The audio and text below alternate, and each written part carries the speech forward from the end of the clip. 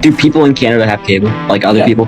We keep this up in the playoffs. I don't care. And at Chili's. Is it a Chili's? At Kyle's? Achilles. Finally. You don't know that? Fuck you! Get this guy the fuck out of here! Alright, well, coming in at number 5, I got Anthony Stolars. Now! Jets are winning the cup! Thank you for watching and listening. Hello, everyone. Welcome back to an episode of the NordCast. It is Thursday, January 22nd, 2026. I am your host here, Nordic 97, joined with Carter. Carter, how we doing? Doing not too bad. I have not a lot of life updates, so usually when it's something like that, nothing bad has happened to me, so we'll take that. Is this week a better week than last week in terms of sports? No.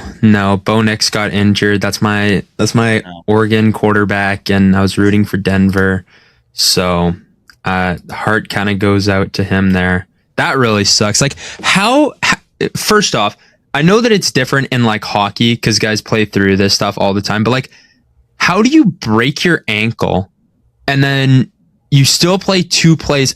No one knows that you broke it. You're not hobbling. You're not like limping. You're not like wincing or anything. Finish the game. And you don't know you broke your ankle till after the game. That to me makes no sense. Usually if it's like a break or something, you know. It's the adrenaline, I feel like. Oh, his adrenaline, I don't even think could be measured. It had to have been so high to not feel that. Yeah. I mean, like that is nuts. Because like what? When did that happen? Like the second or third quarter or whatever? No, they said it was the second last play of the game. Oh, yeah. Okay. All right. So it wasn't like, yeah. Then I mean, I guess. Well, but still, like, but it's adrenaline. But yeah. But like ankle for a quarterback, like you're dropping back in the pocket, you're running forward, you're walking, like you feel it more than you would like anything else. So that just surprised me. I don't know how you go through the rest of that game. I mean, like I'm sure that you can probably relate, Carter, maybe you too, Jack. Like, let's say, like, I mean, like, whenever I play hockey and, like, I block a shot, I'm out there for a little bit. Maybe I don't feel it. Then I get on the bench, and then I'm like, oh, my God, my leg hurts so bad. Yeah, I guess it's the same if I get hit by a pitch or something. Yeah. Jack, how we doing? Bruise up. Doing good. Bears. Any pitches? Any what? You get hit by any pitches? Not a lot, actually. I didn't stand like super far from the plate, but usually I get hit in like the ankle, and that was always pretty painful. We've actually never talked about your baseball career. What was your batting average? Okay, so you're not going to believe me, but I probably batted like 400 every season, but like I hit 2 home runs in my career, so I was all average, no power. Okay, so he's a Bo Bichette type player. He was just a base hit. Not even. That's why Nico's my guy. That's why Nico Horner's my favorite player. Think of like Nick Madrigal, if you guys know who Nick Madrigal is. No, I have no clue who that is. Is there a place where I can go find your stats? I have an app that I could pull up from like my younger travel years, but I don't think there's anywhere like on Google. That sucks. Yeah. Big Bears loss. Yeah, but it was a good run from the Bears. They beat the Packers in the playoffs, which is very satisfying, but that's all right. It's been a double whammy for you. Like, you have your favorite college football team lose, which you were in Nashville for. In the championship, yeah. And then you see the Bears lose just like a week later. Yeah. Fuck, man. Ridiculous game. Yeah, the ISU one hurt a lot more, though, just because there's so many opportunities to win that game. I don't know if you guys watched it, but oh my gosh. The Bears game? No, the ISU game. Oh. Like 2 weeks ago. Yeah. I can't say. But yeah, the Bears, too. The Bears, I don't think anybody expect them to be that good, so. I mean, I was happy with it. I like the Bears. Bear down. Yeah, bear down. So, all right. Getting into the hockey stuff now, it's going to be kind of a, we did this with the MVP, it's going to be kind of a choose your own adventure. Do you guys want to go down the road of Olympic roster changes? Do you want to go down the road of the trades? Do you want to go down the road of the Rangers? Where do you guys want to go? I think the trades, because there hasn't been many Olympic replacements yet, but we got a couple. That's what the MVP said. Go for the trades first. Yeah. So we'll do that. Rasmus Andersson, let's start off with that. Andersson was traded to Vegas for Zach Whitecloud, Abram Weeb, a 2027 first and a conditional 2027 second. That conditional second will turn into a first in 2028 if Vegas wins the Cup. I know this has been emphasized before, but if that pick ends up turning into a first, Calgary will have all three of Vegas's first round picks over the next 3 years. That's nuts. That's absolutely ridiculous. Crazy. But what are your guys' thoughts? I mean, Vegas gets a big top four defenseman. I mean, you can look at their blue line right now, and it's pretty damn stacked now with Andersson. But what do you guys think about this? Yeah, I think, honestly, it was a move that Vegas probably had to make just to be competitive in like the upcoming playoffs, just how stacked the Western Conference is. It's very, very top heavy.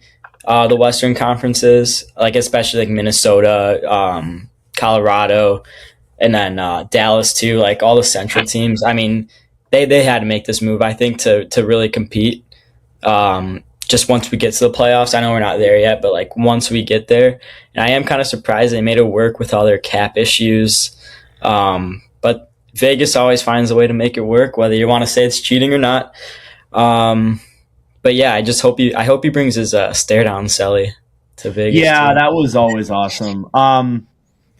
Yeah, I mean, again, like you saw with Vegas, they were missing Pietrangelo. He obviously went on LTIR, and it felt like you needed another defenseman, and getting a guy in there in Andersson who can be a serviceable, probably will likely be a second pairing guy on the Golden Knights because of Hannafin and Theodore. But again, I think that Vegas, like 50% retained to it. It gives them enough money to bring back Braden McNabb, another one of their defensemen, when he comes back. It's a great move. Carter, what are your thoughts? Yeah, quickly piggybacking off of what Jack said, how they're able to afford this is ridiculous. They are $12 million over the cap. It is absolutely nuts. And I'm pretty sure that's with Pietrangelo's season-ending LTIR money. Like, that's just ridiculous, first of all. So they got some stuff to figure out. But I like the addition of Andersson for the Vegas Golden Knights. I hate that he has to go to Vegas, because if there's one thing that people know that I hate more than pretty much anything, it's the Vegas Golden Knights. No one likes Vegas. I think that's a thing. But you got to respect them for this. They saw how good, Colorado's come out of the gate. They've seen how good Dallas has been. They saw Minnesota go out and go get Quinn Hughes. And at that point, those are all got teams that they kind of have to go catch. When you look at the Western Conference, I mean, they have a good amount of games at hand on Minnesota, and are 5 points back. They're 2 games back of Dallas, and they're also 5 points back. But like, man, Colorado's running away with this, so I don't think they're going to catch first. But if they want to try and get themselves in second or third in the Western Conference, which they don't exactly need to do, because as long as they win their division, they still get the 1 seed in their division. But as far as when it comes to matching up against those teams potentially in the conference final, it's going to be a hefty battle. And without Alexander Pietrangelo, that right side of the D is not very deep. They got Shea Theodore, Korzak, and Megna.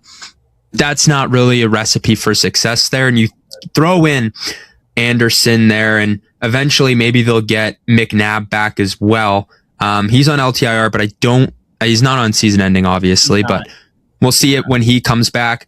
And we're going to get to see Noah Hannafin and Rasmus Andersson again. And that was a fun D pairing to watch back in Calgary for the short time. And that was before Andersson had really kind of broken out into this defensive star that he kind of is now. And so we'll see how this is for them there. But I also love the return for Calgary as well, especially if, Vegas does end up winning the Cup. Getting 2 first rounders and a potential defenseman that they could flip before the deadline, and Zach Whitecloud, who has 2 years left on his contract and has a great kind of cap hit for a D-man that he doesn't really put up all the points, but he's very good defensively. And then obviously they take a kind of shot on the Abram Weeb, who's out of UND, who's got, I think, 14 points through 24 games this year for them. So see what happens there. But I think a great move for both sides. And again, really pissed it's Vegas. Yeah, a lot of people were comparing Vegas to the Dodgers. The only difference between the Golden Knights and the Dodgers is that whether you like it or not, Vegas is finding ways to adhere to the cap. The Dodgers are just paying everybody. Like that's just. And there's no cap in baseball, which I feel like there will be in coming years, but that's another just. I guess I see the comparison, but yeah. But again, like I think with Vegas, they get Anderson. As Carter said, like that's the guy that really bolsters their blue line. Again, I think I even said when we were previewing Vegas at the start of the year, like they got Marner, and Marner's been good for them. You look at that top 9; it's incredibly stacked. Then you take a look at that back end. It felt like it was lacking another top defender, and you're getting that here in Anderson. Furthermore, on the Calgary return, you get Whitecloud, as Carter said. I feel like he could be flipped. There was speculation about that. I'm not sure how much you could get for a Whitecloud, but we'll see. Again, the first and the second are great, obviously. Could turn into another first. Abram Weeb, 7th-round pick 4 years ago, probably an AHLer at best. Not really going to be somebody who is an impact player. I really felt like Calgary could have gotten a little bit more out of this. I felt like if they made this trade 12 months ago, I felt like they could have got more. Just because of the seller's market, I understand why they didn't. But it's one of those things where it's like, I really felt like they were going to get more, but I'm still satisfied with their return. Trade grade. What do you guys grade this trade for both sides? For Vegas, I'd probably give it a A-. For Calgary, I'd give it a B-. You do need to take into account that there is no extension with Anderson. Mm-hmm. The team is confident they will get it done. I forgot to mention that at the start. I think that that's a reason why the price probably wasn't as what it was. I think because you saw a lot of teams kind of deteriorate as soon as they heard that there was no extension in place. Yeah. And I think if, because there were so many teams that were wanting in on it, but as soon as they heard no extension, they kind of backed off. And I think when you look at it like that, if there was an extension in place where Anderson was like, yeah, I'll sign let's say it was like $8 million. I don't know if it was going to be that, but let's say it's $8 million just for the sake of the game. Yeah. Say he was going to sign like an $8 million deal, and then it starts to get teams into a bidding war, and then you just go into the highest price. But as soon as there's no contract, it was only Vegas, and Vegas got to just say, we're going to stick with our price. We're not going any higher because there's no buyers for Anderson as soon as they heard there was no extension in place. So all in all, with what Calgary had to do, I'm going to give it A-, I think, for Vegas. And I'm also going to give it like a B+, I think, for Calgary there, just knowing with what they had to do with the no extension.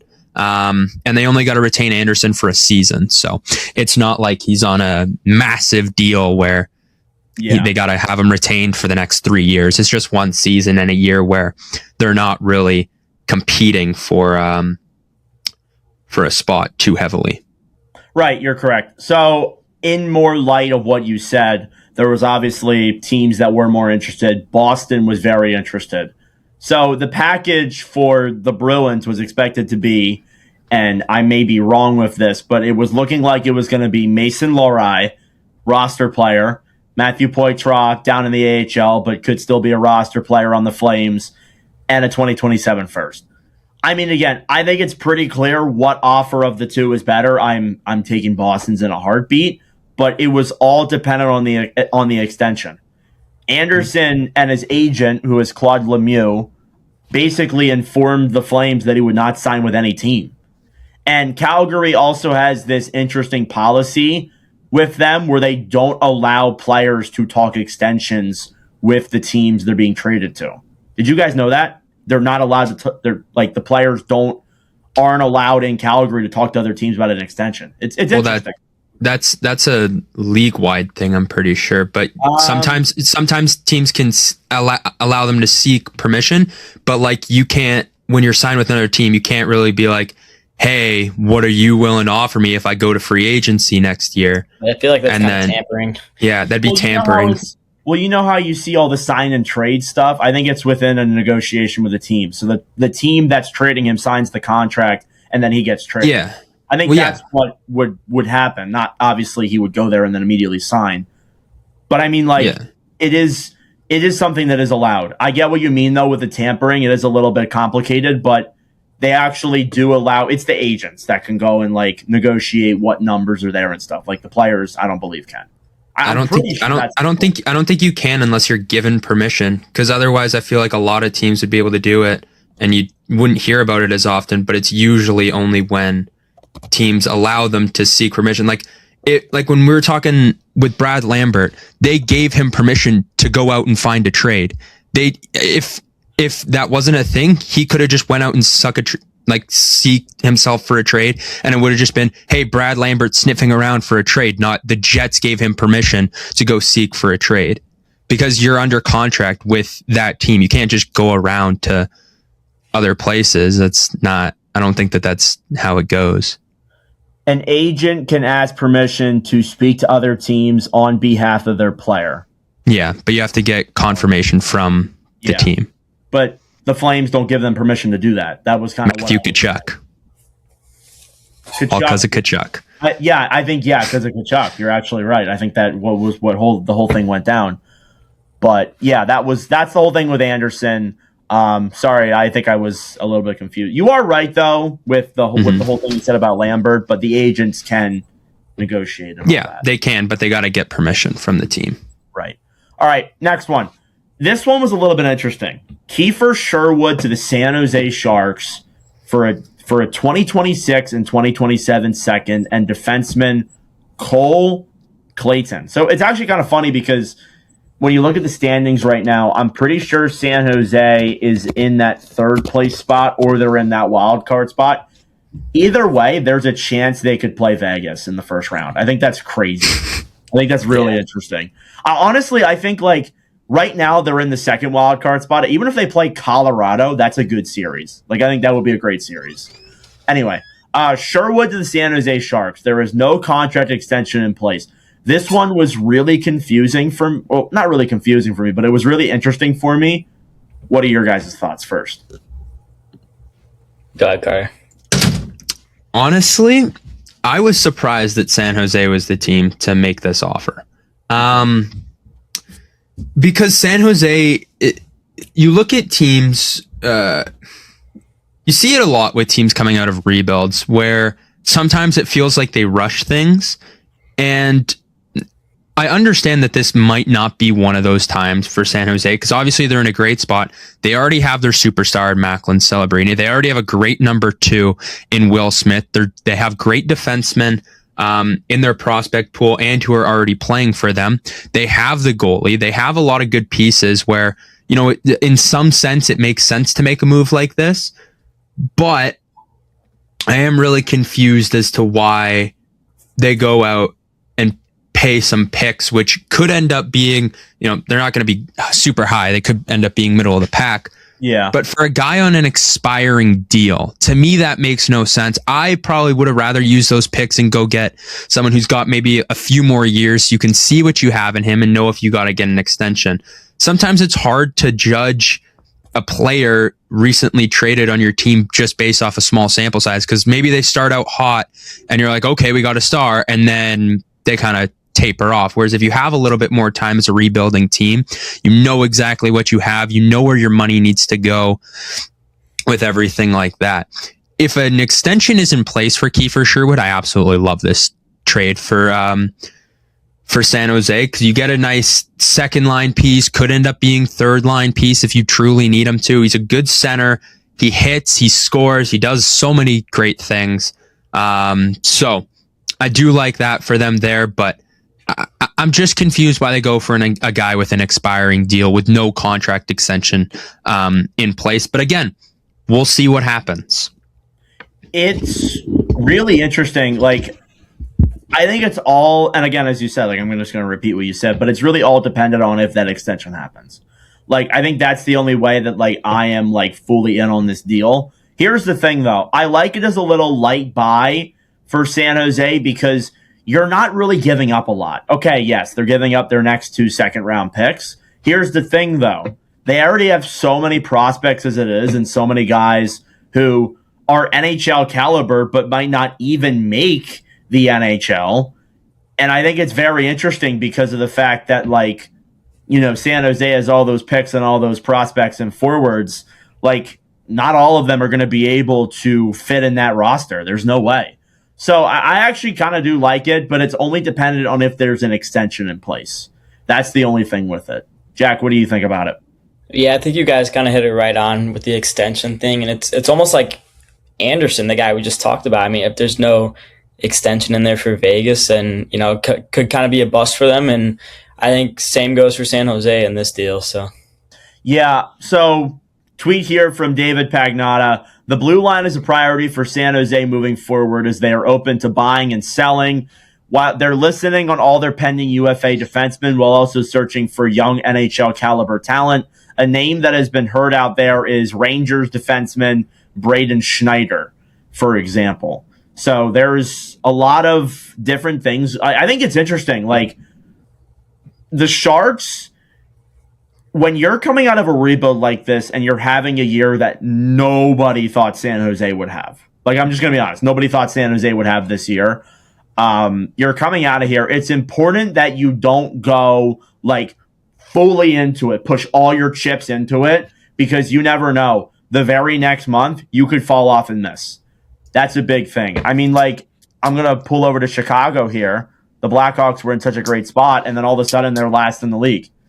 It's a very different ranging league, and you can go from being towards, like, the top of the league to the bottom of the league, especially this year. This year's been a very competitive and very close year in terms of the standings. I think for San Jose, as long as there's an extension in place and they aren't necessarily trading away any massive assets, I like it. I think it's good. As for the Vancouver side, we heard on Monday when this happened that there was not a lot of interest there in Sherwood, and they only get 2 second-round picks. For a guy who was looked at as their biggest asset, are you disappointed? Well, I mean, Quinn Hughes is obviously the biggest asset, but for a guy like Sherwood, who after Hughes would be argued as their biggest asset for trade, he's gone. Are you disappointed with the return that he got? I would be a little bit. I mean, 2 second-rounders aren't nothing, but I mean, with how often you're hearing about, you know, potential first-round picks, first in a little bit, and how that was like, that's what they were talking about, and teams were like, you know what, we could pay that. But then it just seems like Kiefer Sherwood kind of, I don't want to say fell off, but like, he kind of tapered off the start he was having into the year. Like, at the start of the year, you're like, okay, like, this could be a price that could be paid. I could see it for sure. And then now it's kind of like, well, we see it now because he was traded, but it's like, yeah, that price seemed a little high for what he got now. So they might have just missed their window. Simple as that. Yeah, I think that's probably fair. Yeah. So, like, I think there's a couple ways to look at it. At least you didn't get nothing. But it's again another one of those instances where it's like, I felt like, not maybe you waited too long, but I think Sherwood cooled off. Like, this guy has 23 points this year. He has 17 goals, yes, but only 23 points. He's a guy who can do everything. He's a power forward. He can be good on the power play, the penalty kill, 5v5. He's great everywhere. But the proof is in the stats. Like, he cooled down after that really hot start to the year. I'm not saying Vancouver should have just been like, let's jump on him right now, but like, again, it is a little bit disappointing with what you got back, but I guess it is a little bit expected. The Canucks right now find themselves bottom of the conference, bottom of the league, 37 points, just 16 wins through 50 games of the season.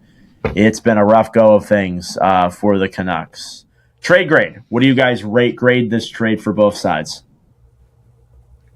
Go ahead, Carter. All right, I'll take it away. I really don't know what I'm going to put for this. Uh-oh.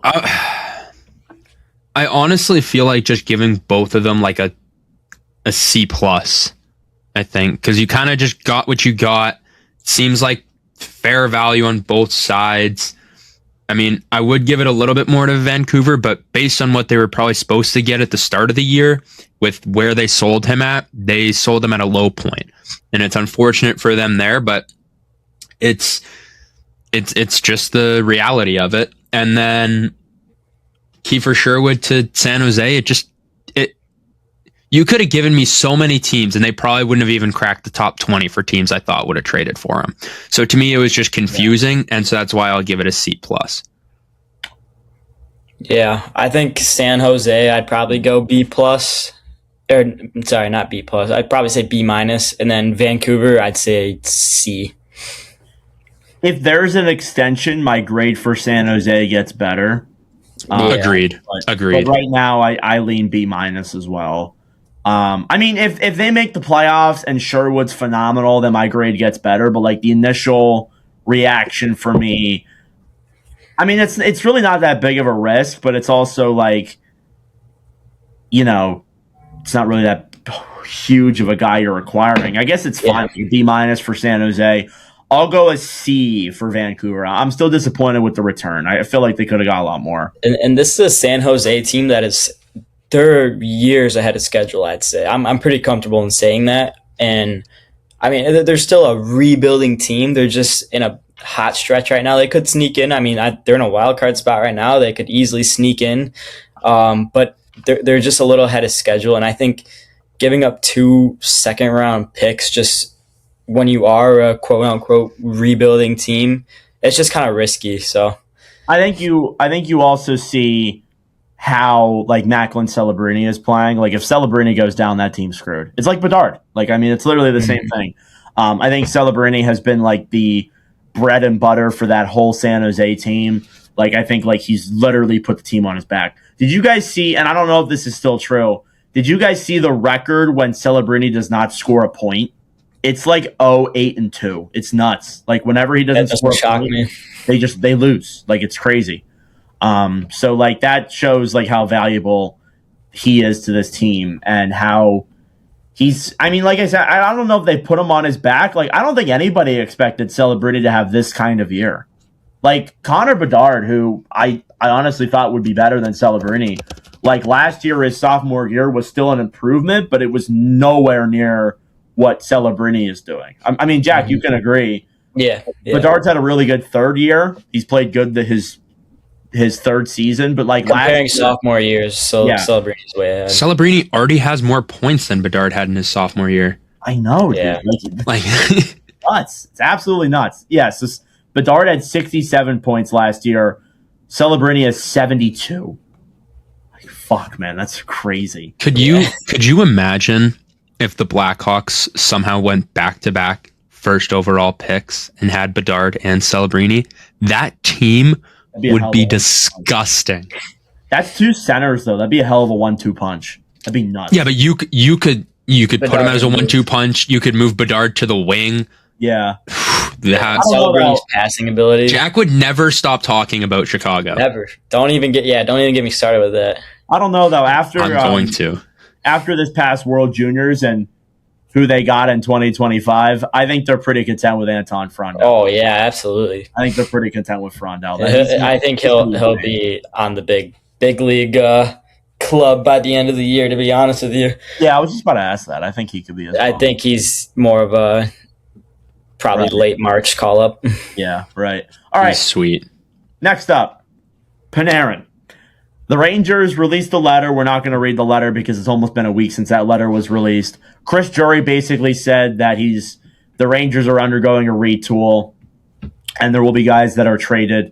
Basically, you look at that roster, there's only a handful of guys that I could see being dealt realistically, and that's Panarin, Trocheck, Susi, Schneider, and maybe a few other guys put into that list there. The 2 guys that I want to talk about primarily are Panarin and Trocheck. We're going to start off with Panarin. Panarin was informed that he will not be signing an extension, or the Rangers will not offer him an extension with the team. And Panarin is going to be traded anywhere he wishes to go.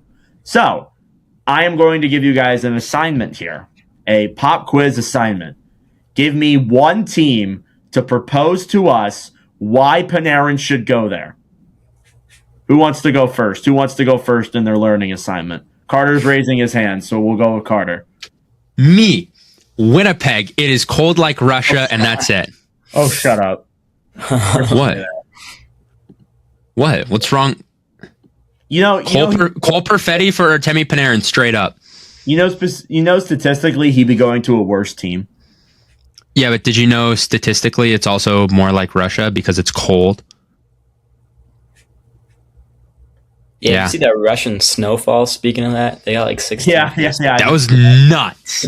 I did see that. We're supposed to get like 30 inches here in PA. Yeah, it's gonna be crazy next week. Carter, you get an F on your assignment. Okay, let me do some actual research while Jack goes. I'll give you a chance to do a redo. You get a retake. You'll get half off. All right, Jack. What's a destination that you're thinking of right now for Panarin? I don't know why, but his two former teams came to mind for me. I think Columbus and Chicago both came to mind for me. Really? Yeah. Wow. I mean, Chicago, you can say I'm biased or whatever, but I think everybody can see why that would make sense. It's a team that's on the rise, a team that could use another star. And then Columbus is a team full of young guys. I think they're waiting for that piece to kind of bring it all together. And I think bringing back Panarin could be something good for them. Wow. I'm shocked. Panarin is in the last year of his contract, and you think he would go to two teams that are not in the playoffs either? Wow. I think Chicago would be much more likely than Columbus, but that was just a team that came to mind. I mean, like, if you want to go with former team / former teammates. Or maybe like Anaheim or something. Detroit's got to be the answer. Detroit, yeah. They won't do it without an extension. They won't do it without an extension, really? It's going to be the same thing. They had a chance at Quinn Hughes, didn't do it. Had a chance at Anderson, didn't do it. If there's no extension in place, Stevie Y is not going to do that from what I've heard. Okay, I wasn't thinking trade. I was thinking signing after this year. That's my Why bad. are we talking free agency, dude? That's my bad. That's a trade, dog. That's what I was saying. Trade, I would say Anaheim or Detroit. Oh my gosh. Okay. Detroit would be electric. Oh my gosh, with Kane. Yes, that'd be absolutely nuts. Mm-hmm. If he went to Detroit, like that immediately, that's insane. All right, Carter has his hand up. We're going to give him a redo on his assignment. I have mine. So, Artemi Panarin on the last year of his deal, which, by the way, can I just say this? Crazy that we're already through Artemi Panarin's contract. That feels like yes, I agree. It's so recent, and it's. I'm shocked. I'm shocked that we're in the last year. I'm gonna go with the Carolina Hurricanes. Ooh. You look at a team that has salary cap. Wow. Do they have enough cap? They are. They have $7 million in cap space right now. They can easily make it work with a trade. Yeah, their contracts are. Logan Stankoven, Jackson Blake, their contracts kick in next year. If there's ever a chance to try and run it with this core before, these young guys' contracts kick in, you do it now. You already fit in Nikolai Ehlers. You already have another Russian in Andrei Svechnikov. You have another European guy in Sebastian Aho. So there's a lot of room there. Their D-core is already pretty decent. Their goaltending is really the only kind of question mark that they have. But you've heard it every single year. We heard it with Mitch Marner. They wanted to bring him in as a superstar. They couldn't. You saw it with Mikko Rantanen. They wanted to bring him in, could not get a contract done, so they flipped him. I think if you're going to go out and get a guy like Artemi Panarin and risk losing him at the end of the season, I think he's worth it. He's not going to be as expensive as Mikko Rantanen. He's a little bit older than guys like that, but he is still a superstar in this league, and I think that he would fit into this roster very nicely and allow for either some second-line goal scoring. I don't think you take Svechnikov's first line away from him and Aho and Jarvis, but I mean, you throw him instead of Taylor Hall, and maybe you got a line of Panarin, let's say Stankoven and Ehlers, or Ehlers, Stankoven, Panarin, whatever you want to do. But I mean, that top six would end up being really, really outstanding for the Carolina Hurricanes. I love it. You get an A. I love it. Good man. Yes. I love it. I think that makes a lot of sense too. Like, I mean, you do look at Carolina and how they have those two deals in Blake and Stankoven kicking in. You add Panarin to that. That's a super team. That's a freaking super team. And you're telling me, like, you also have Dallas's first round pick this year. You have your first round pick next year. You could really make a deal work. Not only that, you do have some guys down below, like in the pipeline, that you could move on from. You have Bradley Nadeau, who I think would, if had he go to the Rangers, I think he would fit in very well over there. You also have a guy like Ivan Ryabkin. Like, you have guys you can trade over there, like even future assets. Like, maybe the Rangers want a roster player now, but like you look at Carolina, like it makes a lot of sense. I definitely agree. I mean, the only two things that I see, or the only really one thing that I see wrong with it is a metro to metro trade, which I think is going to be a lot harder, which would probably add a little bit of a tax. But if Carolina can make this work, I mean, they're 7 points ahead of the Islanders right now, and they're tied with Tampa for first. Well, they have 2 games ahead, so Tampa's got 2 games at hand. But in the Eastern Conference, that would probably give them an absolute unbelievable chance to take hold of the East. And what I say to that is, I mean, these two teams have made trades before. They made the Miller deal together back in the That's summer. right. That's right. You saw Anderson and the Flame, and you saw Vegas and the Flames. They've made multiple deals together in the Pacific. Fair point. In division trades do happen, so it's like it's not like it wouldn't be that crazy of a thing. So I really don't. I mean, like, I agree with you. Like, it is definitely interesting. Like, obviously, you want to trade him out of conference, so you don't have to ever see him again. But it's not like you're going to see him in the playoffs, right? Like what Colorado had to do, because it's like they're not going to trade into a playoff team when it's Mikko Rantanen and they're making the playoffs. Where it's the Rangers, it's like, we're not making the playoffs, we're not going to see him. So yeah, exactly. I totally agree. Like, that's a really good one. For me, the Colorado Avalanche. Wow, I've heard this one too. Yeah, I know. It's been interesting because you have a lot of wingers there in Colorado. The Avalanche would definitely have to make it work with cap space. I feel like they would have to move somebody out the other way, like maybe move another. They have $3 million in cap space, is what my thing says here. So you have plenty of money to put together here and get a deal done, do some retention. I think that the Avalanche should be all over this. I mean, you're a team that is absolutely insane right now. They might break the points record. They might even break the wins record here all time. So you got to go all in. You saw Boston do it. They went out, they got Orlov and Hathaway. I mean, it didn't really work out, but they still went out and did that. You got to go all in. You got to make a move that shocks people. You got to make a move that is bold. For a team that is doing as well as they're doing right now, you got to go down that road. You just have to. And again, you have a lot of these later picks. You don't have your first, your second, or your third this year, but you do have all those picks next year. If the Rangers are really serious about doing a retool, then they should be moving those other picks as well. Just my thing. What do we think about my idea? I think as soon as I see the Colorado Avalanche have traded for Artemi Panarin, tweeted by Elliot Friedman, I'm going on Bet365. I'm depositing $1,000 and I'm putting it all on the Avs to win the cup. Ooh, really? I don't know. Like that team would be ridiculous. They're already so good, and you add in Artemi Panarin. Yeah, ridiculous. The way they've been on a whole nother level this year too. I mean, probably better than we've ever seen them. Honestly, even with their cup year, I don't think they were ever this good. Yeah, for sure. We'll see. We'll see what happens. The other guy that I wanted to discuss, this guy's got a little bit more term. He's got a little. Hold on. Jack, where's he going? That is not in free agency. Panarin. And why? I'll give you another answer. I'll give you another grade.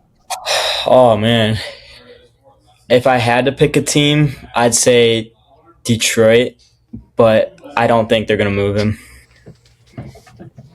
You don't think he'll be moved to Detroit, or you don't think the Rangers? I don't. No, I don't think he'll be. I don't think he'll be traded from the Rangers. He will. They kind of need to. I'm going to be honest with you. No, I agree, but I think they're going to be looking for way too much. Just how that organization runs. They'll drop. They'll realize soon enough. I think they'll end up having to drop the price. It might be a like hour before the deadline move. I could see. Like Brad Marchand. Yeah. I could see a Detroit trade not happening, though, because of the fact that We heard with Rasmus Andersson, supposedly, Stevie Y was not willing to really give up Danielson, or the extension was also not in it too. Man, what happened to him? He used to be electric. Yeah. So I don't know. There's a lot of things to look at here in regards to this. All right. Now we go on to Vincent Trocheck. This guy's got a little bit more term. He has a contract beyond this year, beyond next year. His contract expires in 2029. This is a left winger. Oh, I'm looking at Lafreniere. Never mind. I'm looking at Trocheck. Sorry. Trocheck, this is a center who this year with the Rangers has 32 points in 37 games played. This is a guy, again, with term. I think that really does affect where he would go, but what's a destination that you guys think he could go to, honestly? I think he's a little bit more difficult because there's term in that, but you do see teams that look at term. What do we think? That's what I'm saying. I wouldn't let that Yeah, Trocheck's a tough one. I would say like a team like Carolina. Carolina as well. I mean, he could Yeah. go back to Carolina. Yeah, Honestly, that could happen. I think that would be a good fit. A team that I thought about was Minnesota. It's just a matter of can you make the money work? Involving with Quinn Hughes. I think, again, like they're looking for a center. I think they could really use a center. I think that would be a good outcome there, but we'll see if that actually does happen. Carter, what do you think? Hi. I'm looking right now. I'm trying to look at teams that could probably use a center. I really want to. Where does I know that Dubois, he's listed as a center and a winger. What does he play primarily? Center? I can answer that question for you in just I a think moment. Dubois, primarily a center. Actually, according to cap wages, he spent all the year at center. Okay, so not there. And I'm sorry, I'm really trying to make sure I do good on this project here. You know, a team that I have heard apparently has checked in on Panarin. On Panarin? Caps. Yeah, Panarin to the Caps. That would make sense. Get him and Ovi. Oh. Yeah, both expiring. It'd be very interesting. Detroit could be a team, honestly. Maybe. No, they got decent centers. I don't know if throwing. I don't know if throwing him in there would be. What about? No, not Edmonton, because they'd have. There's no way they can make that money work. No, definitely not. What about LA? Maybe because they already traded Deneau. You do have to look at Kopitar. Are you looking at like Daily Faceoff? Because they don't have Kopitar in there. Kopitar's on IR. When did that happen? Yeah, I think you know what, Panarin could be a destination for LA too, because of the fact Russians do like to go to Los Angeles. Apparently, what about Montreal? That's a good one. That was one that I was thinking about. I know I said Minnesota was my one, but again, you look at the Canadians. I know they already traded for Deneau. Yeah, they're center depth: Suzuki, Kapanen, Deneau. Like, you could really use another center in there. If Trocheck is your bona fide second line center, and you move Kapanen into the wing, and you have a really good top nine. Like, that's a really good top nine. If you're playing Trocheck with Demidov in that, like, I think that would be great. That'd be sweet. I have heard, which one I'm quite pissed off about. The Jets have checked in on Trocheck and have considered it. I'm going to be very mad if Vincent Trocheck's a guy that we trade for. I've heard that Winnipeg would like to move on from Logan Stanley. Did you hear that? Yeah, it's because he's going to get like $6 million because he's going to score 20 goals this year. Yeah, Oh my so that was the funny part. Is So- his contract year too? Yeah. Of course. Is he your goes final up. answer Montreal, Carter? Yeah, I'll go Montreal, I think. All right, so we can move on then from that. There is a growing sense that Jordan Kyrou may be willing to waive his no-trade clause this season to get a new start with a contending team. He should. What do we think about that? Yeah. Yep. He absolutely should. St. Louis Blues right now, currently second last in the NHL. Last year, I hate to say it, it was a fluke. I really thought this Blues team would improve, but we haven't seen the needle move that much, and it's been a real struggle there in St. Louis. Kyrou, currently a second-line center. I don't think he's making that much money. I'm pretty sure he's on a longer-term deal. It's like $7 million. I think he's got like 5 years, maybe. $8 million. He's got 5 years left after this year. This is the first year of his no-trade clause. So, I could see, I mean, again, like, I'm not going to give a destination because it's so early, but, like, if Kyrou really does want to start somewhere else, St. Louis could get a haul for him as well. Like, that's another guy that could get an absolute shitload of assets. I'm looking forward to it. I'm really interested to see how that goes down because, again, you look at the Blues; they've been really struggling. It'd be very interesting to see. He's a center as well, so he can also play center. Or actually, no, he's a right wing. Why does it put him on center on daily faceoff? He's a right wing, so any team that could use a wing. Jack, could you see Chicago? I was gonna say Chicago is one of my teams. You were gonna ask for a list, though, right? I mean, like it's a rivalry, so it's like I don't know. Yeah, I don't think so, unfortunately. But if it was an option. I would love to see that, but I know like hockey, like it's more common to trade within your division than I'd say probably any other sport, but I just don't see that fit really. I have heard from Chicago. I'm going over some rumors that I've seen. Per Frank Saravelli, the Blackhawks have had a lot of calls on Jason Dickinson and Connor Murphy. So yeah, figured Murphy was going to get moved this year. They're looking to move off some of their veteran players. Jack, is this the last year of Chicago being in this position? Yeah, I'd say so. I think next year they'll probably try to like grab one of those wild card spots. I mean, this year, who knows? They could go on a 5-game win streak here and get right back in the race, but I doubt it. But it would be fun. Evgeny Malkin is willing to sign a 1-year extension with Pittsburgh. There is no interest in playing for any other team right now. So that's great to hear. Yeah. So, I mean, like, if Malkin... But here's the thing, though. Pittsburgh said they didn't want to extend him. So it's just like... One by one. I maybe that might be what it has to be. I really don't see... any other team, him playing for any other team. Like, I don't know. Yeah. I feel like if he's not going to play for Pittsburgh, he's going to Russia. Like, I feel like that's what's going to happen. Mm-hmm. Maybe that's the prophecy. Maybe him and Ovechkin just go to Russia together. So maybe that's what happens. Last rumor here. There's been real and significant interest in Elias Pettersson the past couple of days. Carolina has called in on him.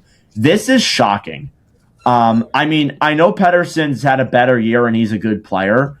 He's on the second year of an $11.6 million deal. 11.6. Yeah, Vancouver, if they make that move, they're pretty stupid. I get why. He's a center. You need a center. Carolina needs centers. That's another guy for Trocheck, obviously. But it's like, really? 11.6. I know you like. Would Vancouver really be willing to retain on that for the next 7 years? That's an organization that just has to figure it out. To be honest with you, I mean, it wouldn't shock me because they're that stupid. Yeah, but it's like, they're poorly run the last couple of years. I'd say. Carter, what do you think? Man, I honestly don't know. Like, I don't think that you can retain Pettersson for the next 7 years of like I was already confused when San Jose did it with Tomas Hertl. Like, that was already confusing enough. Like, this is just ridiculous doing this with Pettersson as well. I mean, if you're going to trade Pettersson, you can't retain him. If you're going to trade Besser, you can't retain him. Anything over 2-3 years, you can't. It's a non-negotiable. You can't do that because they are probably going to be in this spot for a very long time. And you can be a team that gets a 3rd-round pick for retaining for retaining, let's say, 25% on a guy's contract for one season. You could get a chance. You could take a swing on a player. But if two of those spots, let's say, are filled up for the next 6 years and you can only do it once, dude, that you just screwed yourself out of some potential. Maybe you get lucky in a draft and you get someone in the third round who's really good and he develops nicely by the time he's like 22 years old. Maybe that happens for you. But if you have two of those spots filled up for 6 years, kiss that goodbye. There's some benefits to it because, the Hurdle deal is only $6 million or 6.75. So it's not like Hurdle's getting paid 11.6. So I guess it's somewhat doable for San Jose. They're only paying $1 million. And not only that, you need money to get above the cap floor. Yeah. Okay. All right. The Canucks, though, $11.6 million. Let's say, even if you retain 20% of that, if you retain a fifth of that, that's a lot of money on your books for the next 7 years. Unless if you go into next year and you just completely tear everything down. You get rid of everybody you can. You make this team just a bunch of AHL guys. I don't see the point in doing that. I mean, again, I said this prior. Vancouver really screwed themselves over when they signed Garland and Demko this offseason. And Besser. So it really screwed them over here. Anyway, there was a goalie fight this past week. Alex Nedeljkovic versus Sergei Bobrovsky. This is the first actual goalie fight in 6 years. I got to ask you guys, do we need more of this in the game? Yeah, it'd be very entertaining. Unpopular opinion? No. And let me say why. Let me say why. I know you're going to be upset about this. Let me say why. Injuries? Well, I guess that's a factor. I'm not even thinking about that. Whenever this happens, it's like seeing a unicorn. It is so rare, so unbelievably rare, you never see it. If there was more of it in the league and every goalie was fighting, maybe not every game, but if it was more often, I feel like it would take away from how incredible and how awesome the stories and the fights really are. I would love it maybe more than 6 years between them, but I think I'm actually pretty content with only one every couple of years. What do you guys think about that sentiment? Well, let me ask you a question really quick, both of you. If you were an NHL goalie, would you rather kick another goalie's ass or score a goal? Ooh, it's a great hypothetical, Jack. That's a really good question. I mean, scoring a goal doesn't how bad is the ass kicking? That's what I want to know. Are we talking one punch, knockout? You're going viral. I'll say you go viral. You'll go viral regardless. You'll go viral regardless. Yeah, true. Yeah, but you're getting picked up by hockey stuff. If you actually kick, I'd be on Barstool Sports. I'd be on ESPN for the next year. I mean, whether you get your ass kicked or you kick the ass, you're going to be viral anyway. Even if you score a goal, I think you might be viral. I think it's just honestly personal preference. I actually, and that's a really good question. I actually lean towards the goal because a goal, not only it shows up on the score sheet and everything, you can take the puck. I would prefer that, honestly. Instead of going into a fight. Going into a fight, though, you have a risk of injury. You have a risk of getting your ass beat in front of millions of people on social media. I'm taking but he just said it's a guaranteed ass kick. You guarantee kick the guy's ass. So I get to kick the guy's ass. Yeah. Well, yeah, dude, that'd basically be like saying, "Oh, I don't know if I'm going to kick ass." Well, you don't know if you're going to score the goal. You didn't guarantee. He guarantees a goal, or he guarantees you kick this guy's ass. I honestly imagine that there's a line fight going on, and you sprint up to center ice as fast as you can. You just bring it on, and you. I don't know. I kind of still prefer the goal. What do you guys think? I don't know what I would prefer. I don't know what I'd pick, honestly. I think I know for the goal. I'd probably lean towards the goal, but deep down, just to have the ass kicking one, because you could hold that over for a long time in the goalie community. Imagine it's like USA versus like, Canada gold medal game. Yeah. Plus, imagine all the late night fines you'll get of just like you kicking this guy's ass. That too, you could get fined. So like, I don't know if I would. I don't know if I'd be very. No. The late night fines. You know the late night fines? Oh yes. That's right. Think about it. Just some guy from the nosebleeds. He's recording you. Just one punch this guy with like a slick uppercut. Oh. Yeah, I don't know. I lean the goal though. The goal I think would be so cool. The fight. There is is there a risk of injury involved in it? Like yeah, like is there a risk that I could get injured punching him? No, we'll say no injury. Okay. I mean, either is fine. I still go with the goal. The goal is my priority, honestly. All right. Next up, then, Josh Doan, 7 years, $6.95 million. What do we think about this? Very interesting. I'll read off his stats. I like it. I think I like the deal. It's not a crazy amount of money. It is a lot of years. I think a little more years than I expected. But I think this is an example of putting the money where the player will be in the future. Doan's been awesome. 15 goals, 35 points in 49 games played. He only has 63 points in his career, so half of those points have come this year. But for me, in my eyes, I mean, again, I look at Doan. I think you're betting on the future. Maybe a little bit too long in terms of the years, but this is a 23-year-old kid. This is like life-changing money for him. So, I mean, good for him. I mean, like, I don't really have that big of an issue with it. So, Carter, you have any thoughts on it? I don't know if you said anything. Sorry. I love this deal. I want to quickly Google something here.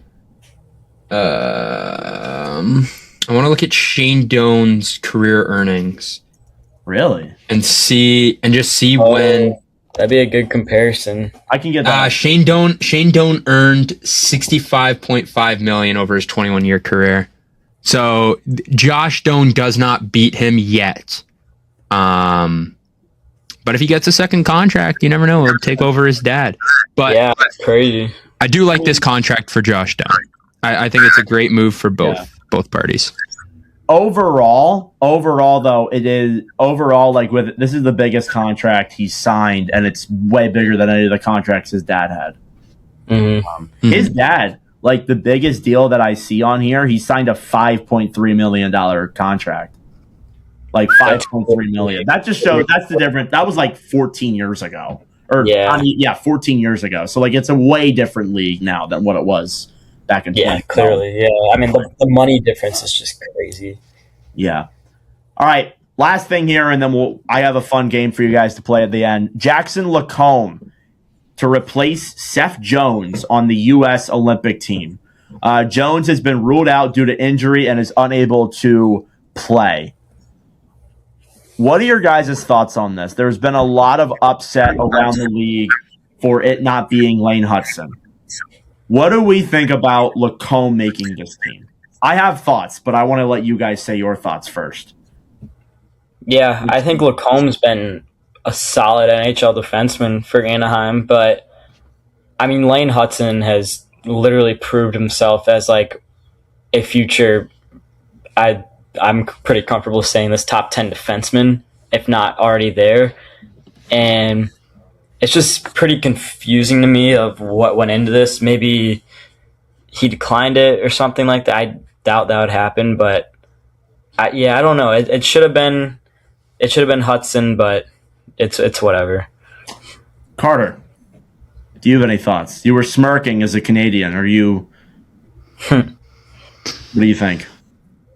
I mean, honestly, I think they could have picked, someone a little bit worse, and, I'd be a little bit happier here. But, I mean, I was kind of surprised that it was not Lane Hutson, to be honest. Especially because Seth Jones is a little bit more offensive. I thought maybe something like that, but, I mean, Seth Jones is also a little bit bigger of a guy. So you compare Lacombe to Hudson, and I think Lacombe's a little bit bigger as well, but I totally thought it should have been Lane Hudson straight away. But I mean, hey, Team USA is going to pick who they want, and if that's what they want to do, that's what they're going to do. So I respect it, and I'll leave them be. All right. I have some thoughts. Yes, Lane Hudson probably could have made this team. Here's my thing, though. You got to look at who Lacombe is replacing. Seth Jones is the one that's going down, not Quinn Hughes. With this move, the United States is showing clearly how confident they are in the current guys they have up there right now in Hughes, McAvoy, etc., to provide offense. They are bringing Lacombe in here to be primarily known for his defense. I mean, Jackson Lacombe is no scorer. Like, again, I know Lane Hudson has been unbelievable. I think he's on pace to have like 80 points or something like that. He's having a phenomenal year. I'm not denying that. But you got to look at who he's replacing. He's replacing Seth Jones, who is more of a two-way defenseman. You need a guy who can play defense, and that's why Lacombe is coming in replacement of Jones. I think Hudson's a very good player, but in hindsight, Lacombe is a better fit for who he's replacing than bringing in another offensive defenseman in Hudson. Like, I'm sorry, it's the truth. I'm just going to be honest with you. I think that Bill Guerin also does not like Hudson because of what his father said about him, or what his father said or whatever. I don't know if you guys remember that. He called him like Bill Quaven or whatever. I mean, I think Hudson could have been on this team. Probably should have been. But you got to look at who he's replacing. Maybe on the initial roster even, too. Yeah. If it was Quinn Hughes that went down, then I think Hudson probably could have been the pick. But you're not looking for a guy for primarily offense. And I'm sorry, like, Habs fans can say what they want, but it's true. Lane Hudson is known for his primarily offensive play. He's not really known for his back-end defense. A guy like Jackson Lacombe is known for his defense. I'm going to get a lot of hate for that in the comment section, but like it's the truth. Like he's more known for his defense. So that's what I'll say in regards to Lacombe. All right, last bit here, because I know Jack does have to leave in a moment. We're going to play a fun game. I saw a post from Elite Prospects. It was talking about which player would you start your team with? Would you start a team with? So I created a little game here. You guys are going to have to work together on who you think who you would rather start your team with. So, which player would you start a team with? Alexis Lafreniere or Quinn Byfield? You both have to work together on this one. I know Oh my gosh. Are you okay? I've been dying for so long. Oh my gosh. I'm good. I'm back. I'm not crying. Okay, Carter, what do you think about Lafreniere? I'm crying. You'd go Laffy? Yeah. I agree. All right. I'd go Lafreniere just because he's first overall pick potential. He went above Byfield for a reason. Yeah, he did. And New York didn't develop him right, and we would. Lafreniere or Stutzel? Stutzel. Yeah, I'd probably go Stutzel as well. Stutzla or Raymond? Ooh. You got to think about this. You can pull up the stats. That's fine with me. I can read the stats to you if you'd like. Yeah, can you read them? All right, Tim Stud's going to have to give me a second because I got to look him up. Do we have to take on their contract? Like, his contract play a factor? No, that shouldn't play a factor. Stutzla, do you want his career stats or season stats? Season. 51 points in 49 games played, 22 goals. For Stutzla, for Lucas Raymond this season with Detroit, Raymond has, as it tries to load here, 15 goals, 38 assists. Yeah, 53 points in 48 games played. So what do we think? You give me Raymond. I was gonna say Raymond too. I like Lucas Raymond a little bit more, I think. Yeah. Right. Raymond or Jarvis? Carter, this is gonna be difficult for you. Yeah. I would lean Jarvis, honestly. Really? Wait, hold on. Let me pull up the stats here. Remember, Raymond 53 points. I'm not exactly sure. Jarvis 37 with 22 goals. Oh. I mean, I you think I take. go Raymond. You're going back. I On might. Raymond? Yeah. I might. Yeah, I was. I After think I'm hearing gonna have that. to go. I didn't think know I'm he gonna was have to go that low. Raymond. Well, he was injured. He only has 42 games. Okay. I think He I'd did still start go off Raymond. great.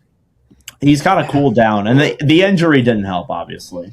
Yeah. If I could play a little bit more, if I could play a little bit of Winnipeg bias, I'd say Seth Jarvis, but better player, I think I'd probably rather have Lucas Raymond. This might be an easy one, but Lucas Raymond or Wyatt Johnston? Johnston. Really? Oh, really? Johnston? Wow, okay. Hey, now I got to pull up Johnson. Hold on here. Johnston, whatever his name is. I should have researched this. He's having a pretty damn good year. He's having a great year, I will say that. Got to really think about this. I mean, I'm comparing these kind of side by side here. Raymond does have a better goals per 60 and a better point per 60. Comparing Wyatt Johnson together, his advanced analytics are so much better too. So, Jack, what was your answer? Who did you pick? You went with Johnston. Carter, what are you thinking? I like the goal scoring of Johnston, but I mean, I love just Raymond as a player. I would personally rather go Lucas Raymond, to be honest. All right, that means you guys are going to have to talk it out here. What do you think? Okay. Jack, why do you go with Johnston? I think Johnston has the potential to be a superstar. You don't Just think based Raymond on- could be a superstar? No, I think he could be, and I think he might be already there. But Johnston's a guy that can truly do it all. But I could also see Raymond and his playmaking. And the whole point of this game is starting off a franchise with one player, right? Mm-hmm. Yes. So that's why I could see Raymond just with the playmaking ability. So honestly, Carter, I would be okay with Raymond. I'm just going to give in just like that. Okay, Jack's giving in. And the All right. debate wins itself. Carter didn't even have to say anything. I just talked about myself.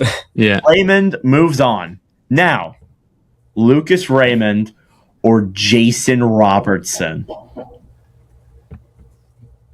These stat lines are probably closer than we all think, right? Yes, I should have had all these stats pulled up initially. I apologize. I'll read off the stats. 29 goals, 29 assists for 58 points for Jason Robertson. Okay, yeah, pretty close. I go Robertson. He's You go proven. Robo? His stats are really, really good. Remember, Yeah, this is his like career who you would stats. start- remember, this is who you would start your team with. Mm-hmm. So Are we considering age? yeah, you can I consider think it. 23 compared to 26. I mean, we haven't seen Lucas Raymond at his prime yet. That's my only thing. Yeah, that's true. Is I think Raymond has the potential to probably be better than Jason Robertson in my opinion. All right. I like the trajectory that he's kind of been on. He's kind of gotten better pretty much every single year. 57 points when he was 19, then had a drop off in his sophomore season with 45, but then has been 72, 80, and then he's on pace for I think around 90, I believe. Let me just do math here. He's at 1.1 points per game. So 1.182. He's on pace for 90 points this year. So he's gotten better pretty much every year.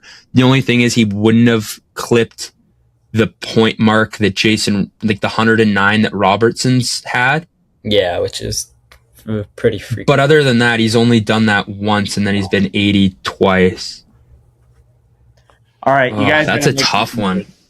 Robo or Raymond? What's the decision here? Give me Robertson. You're going Raymond. You're going Robertson. Okay. You can't look at that 109 and go, nah. I know it's in the past, but still, he can get to there. I know Yeah. he did it. He did it more he did it at 23. Raymond, unless he goes crazy in the back half of the year, which I think he does have the potential to do, he could do it. Oh my gosh, I hate you. I would personally rather start with Lucas Raymond. I'm very much a Lucas Raymond guy, but I will give in to the Jason Robertson just because he's proven he can be a 100-point guy already, and we just haven't seen that yet from Lucas Raymond. Yeah, but I think I think if I was able to do this by myself, I just don't feel like arguing Lucas Raymond over Jason Robertson. If I could pick it by myself, I would probably pick Raymond, but I will give in to Jason Robertson. Jason Robertson or Jack Hughes? Hughes. Yeah, Hughes. I'm not even going to look at stats here. It's easy. Does the injuries, though, concern you? No, I don't. I think he's learned how to cut a steak now. Yeah. I hope. Tate McRae's taught him, I've heard. Yeah. Jack Hughes, and this is the reason why I made the post, by the way. Jack Hughes or Connor Bedard? Connor Bedard. Oh, we got up to that. Yeah. Ooh. Now I got a stat check here. Sorry, Jack. We're going to have to take a little breather here. I think this is easy, in my opinion. I think it is too. I just want to rub Jack the wrong way. One player is very good, but the other player, both players are very good, but the other player is a level way above. Yeah. Another. Yeah, 100%. Jack Hughes definitely is by far. Get that. I mean, you just look at the advanced analytics. I mean, Bedard is better in every single way. Oh, he can't play defense. Yeah, he's got a point here. You want we don't know who our goalie's going to be. Can't play No. We don't know who our goalie's going to be right now. And hey, you know what? Hughes picked up McRae. Who has Bedard picked up? Huh? What's Bedard done? No, he's kind of onto something here. Hold on. He's focused on hockey. That should be even more of a Bedard point. He's focused on his grind. I mean, yeah. I just want to say, if we're looking at the advanced analytics here, I mean, the goals for percentage is all Connor Bedard. The expected goals for, though, it's all Jack Hughes by a mile. So Jack Hughes is just getting unlucky. So if we just get him a lucky rabbit's foot, I think that we got a superstar in our hands. Oh my God. I think we got the next Wayne Gretzky right here. I don't think we need this Connor Bedard fella. I mean, think of how much revenue. Hold on. We're starting a franchise here. Think of all the revenue we're going to get with our Jack Hughes Tate McRae t-shirts. Think of it like that. We are going to have girls from all over North America with Jack Hughes jerseys or McRae 86 jerseys. How many Bedard jerseys are we going to sell with a Tate McRae name bar on the back? None. I'm just saying, you got to think of the money here. The off the ice stuff. Carter, you're a GM, not an owner. You're a GM, not an owner. Take the off the ice stuff out of this. All right, take the off the ice stuff out of this. Carter, that was actually a brilliant idea. Thank you. Business school, man. I'm telling you. Get me in the owner's chair for the Winnipeg Jets. I will have Jack Hughes traded here in an instant. Chevy will have to. I'll trade my entire future just to make sure we get this done. Seriously, though, who are you taking? It's Connor Bedard. Attaboy. Yeah, 100%. All right, last one, and this is a big one. Oh, no. Connor Bedard or Macklin Celebrini. Celebrini. Yeah, of course. Right now, Celebrini. But if you had to pick one of these players to start your franchise right now, not right now, you're looking overall, prime, everything. Contract is not a factor in this. I guess you can consider age, but one is only. They're both rookies. Yeah, they're both rookies. They both had their seasons in Regina and BU. Who are you taking to start your franchise? I'd say Celebrini. Really? I am, as I would like to say, I am a huge Macklin Celebrini guy. I want to put that out there. All right. I think that I might have already put that out there numerous times already. But Macklin Celebrini plays a very, very veteran game. He's a great two-way player. He's probably one of the smartest players in the NHL already. Does he kill? I think he does get some PK time. No way. He doesn't really. I don't think. Yeah. It doesn't look like it. Not currently on their PK. That's No. Eklund. Eklund gets PK time. Yeah. Oh, yeah. He does sometimes, but it's very rare. He averages 10 seconds a game. I will. He's probably just. Yeah. I will let you guys have a different Disagree. opinion on this one since it's Okay, not because I think I'd go Bedard slightly. Right. I would go Macklin. Why do Why? you go Bedard, Jack? The shot, he's going to have the best shot in the NHL, I'd say, next year. And that's just something you can't pass up. I mean, if he has 2 inches of space, I mean, he's going to let an absolute howitzer go. And that's just something you can't pass up on. And plus, I mean, the dimes he gives to Bertuzzi, like especially in the power play, he hits him right in the stick, right in front of the net every time. I've seen that probably 15 times this year. And his playmaking has just impressed me so much. Okay. There you go. All right. Little fun game there to end things off. I saw that video on, or that post on Instagram. Carter, you're raising your hand. What's up? I mean, I just want to say we're starting a franchise here. Macklin Celebrini kind of already has proven he can carry a team by 38 points ahead of the next best. Just going to say that. We can move on now. That's true. We can move on. Suck it, Jack. Well, when Bedard went down, I mean, the Hawks just went into a They can both carry their teams. Yeah, no doubt. Mm-hmm. I mean, like, Bedard has literally put Bertuzzi on his back and made him a better player. Bertuzzi's got more goals than him. All I'm going to say, I don't know a single guy on the Sharks who's got more goals than Macklin Celebrini. Just saying. Who's passing him the puck though? He should be able to do it all himself or get some assists. He's not doing that. You know who is? Macklin Celebrini. All right. Fair enough. All right. That'll do it for us on this episode of the NordCast. Thank you all for watching. I know Jack's got to go. Go Birds. Yeah, go Birds. Go Birds. Thank you all for tuning in. We'll see you guys next week in the next episode as Carter dies again. Thank you guys so much for watching or listening to yet again another episode of the NordCast. If you enjoyed, please subscribe down below or follow us on Spotify and Apple Podcasts. If you want to follow us on TikTok, we are at NordCast. If you want to follow us on Instagram or Twitter, follow at NordCast_. That'll do it for this episode. I'm Nordic. Thanks for listening from all the crew, and we'll see you guys in the next episode.